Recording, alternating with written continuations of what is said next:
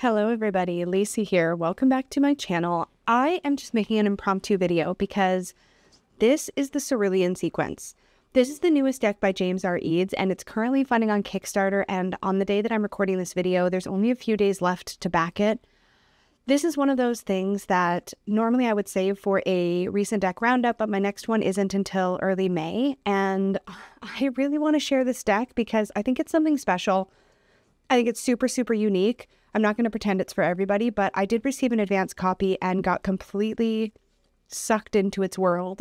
And I guess I just wanted to suck you all in along with me, but use discernment. Obviously, if this doesn't speak to you, I totally understand, but this is not a deck I thought I would like. And when I found out one was being sent to me, I was like, oh no, because I was like, what if I don't like it? And then it just completely pulled me into its world. So let me tell you a little bit about it from my experience, having received it, having kind of, this is going to sound terrible. I had kind of low expectations because if you've been watching my channel for a while, you probably know that I don't like monochromatic decks typically. I like lots of color. Everything about this deck is blue. It's called the Cerulean Sequence.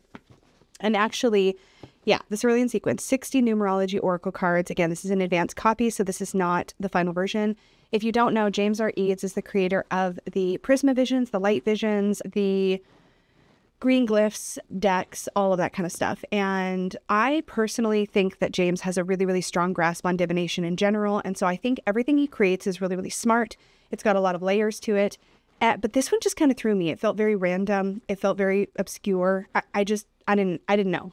But this arrived in the mail and I opened it up and was completely transported. So with that said, let's talk about it. So this is a numerology based deck. It comes in a really nice set like this, where you open it up, you have the deck itself in a tuck box. This is an advanced copy, and my copy of the cards, which is not in order, by the way, but my copy of the cards have sharp corners. And I believe I saw on the campaign page that the deck will have rounded corners. But yeah, that's where that's at. Okay, so we're going to set these aside, but it does come in this kind of tuck box situation. And then inside the deck box here is the guidebook.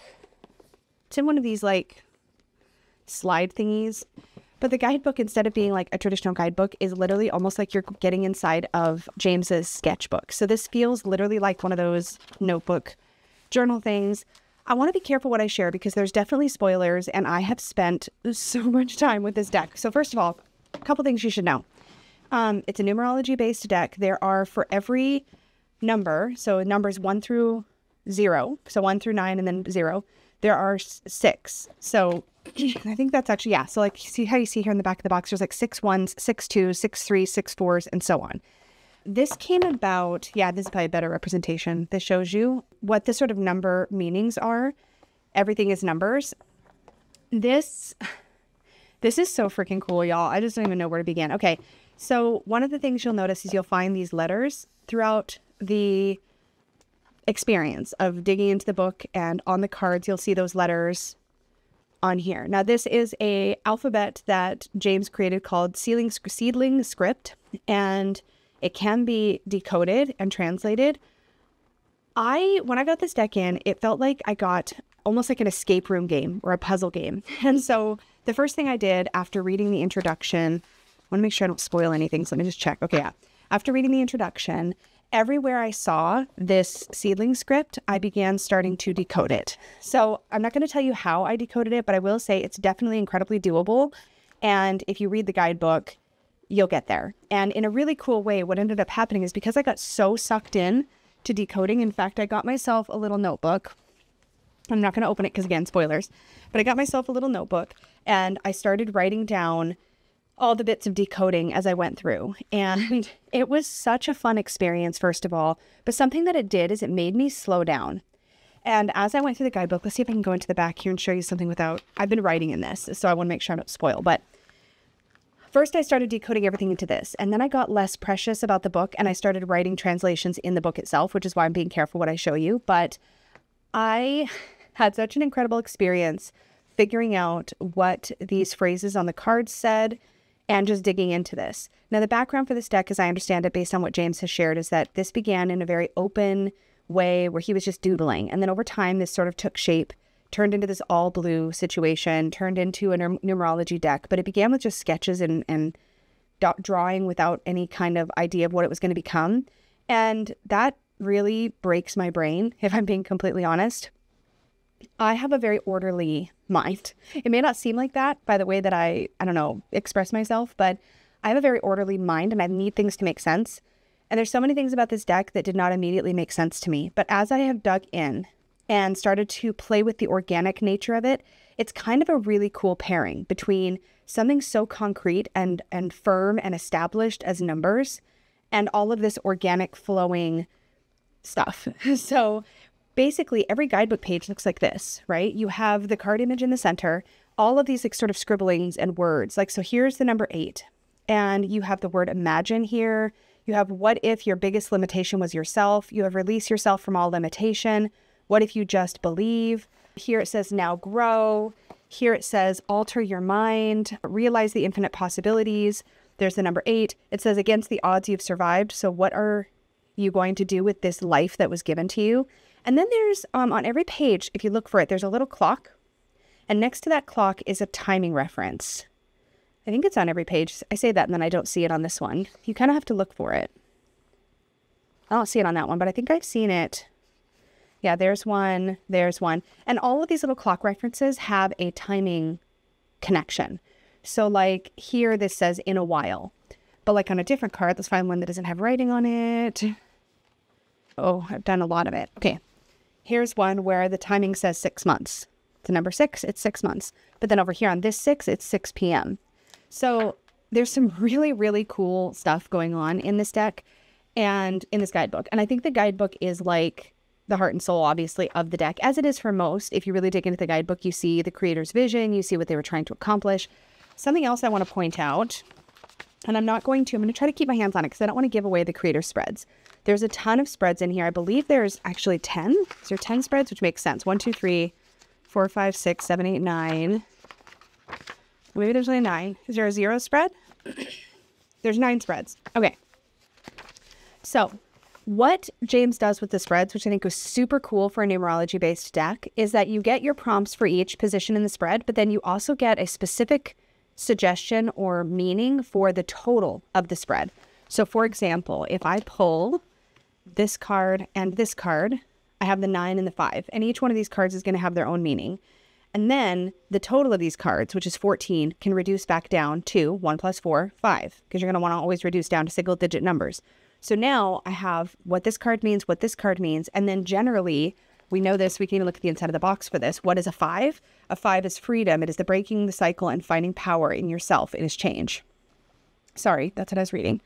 So you get this additional sort of hidden meaning within every spread because you total all the cards, reduce them down to a single number, and you get an additional meaning, which was really innovative and cool and got me super, super excited. So a couple things. I'm going to start showing some cards while I just babble for a minute. So I haven't written on the cards, but I think I might. I've actually inked one of my pens, one of my fountain pens up with a color that I think will be compatible with this deck. And I think I might write under or over the seedling script on every card. But here's the funny thing. I can read this now. It isn't just a matter of like, I have to letter by letter decode. I did that already. I spent time with the deck and I letter by letter decoded every single one of these cards. And now, when I look at this, I can read these. I know what these letters are because I decoded it slowly over time by reading the guidebook cover to cover and looking for seedling script and slowly unveiling the language. And now I look at these cards and it's just the coolest thing. I look at these cards and I can now read this. Now, I'm not going to say that's always how it's going to go for every single person who works with this deck. I don't know if that's something that just worked for me or if it's just repeated exposure to the seedling script makes it easier and easier to read. But I can read this now, which is kind of cool. And partly I almost don't want to write on there because I don't want to, I'm torn. If I write on it, then will I stop being able to read the seedling script? Or is the mental effort of needing to take a moment to read this going to be the way to keep it sticking? I see this though, and I see what these say, and it adds another layer to the card. Now, if I was taking this at face value, if I was ignoring the seedling script, I'm not entirely sure. Let me just think about this for a second. I'm not entirely sure how I'd feel about the cards and their meanings. So let me take an example here. So here we have a 9.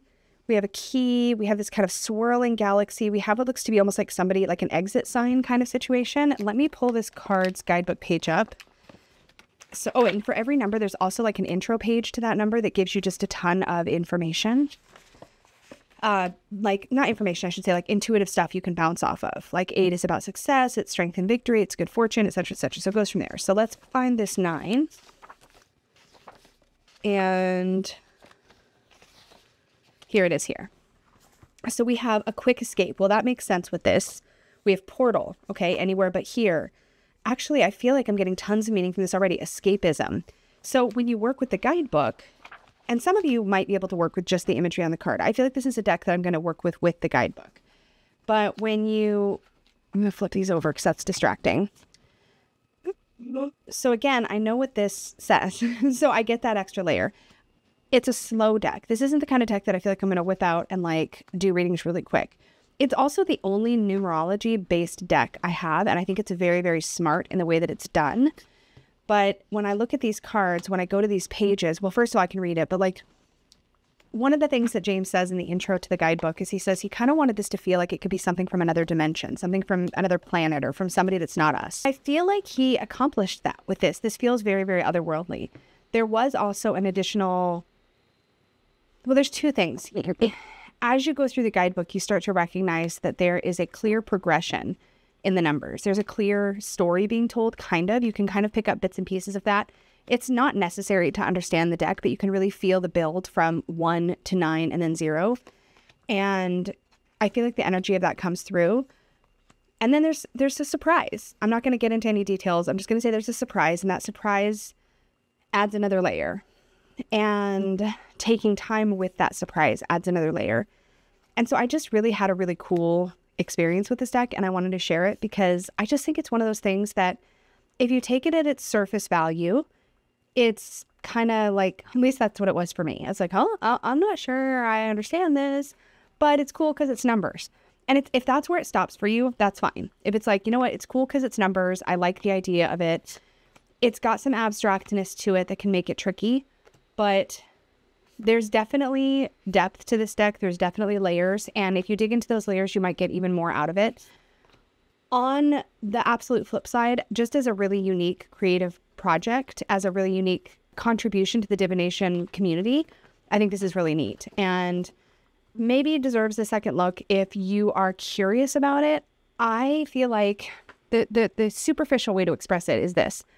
I feel like when I got this deck in, the entertainment value or the fact that this pulled me into its sort of puzzle, the puzzle of it for days, and sort of I didn't want to let go. I wanted to decode the script. I wanted to know how to read it. I wanted to get those other layers. That I got so much enjoyment out of that experience and so much meaning out of that experience that if I never picked up the deck again after that, I will have still have had something of value. I will still have had an experience of value. And I think that's the thing I wanted to share. And maybe that doesn't make sense to anybody but me.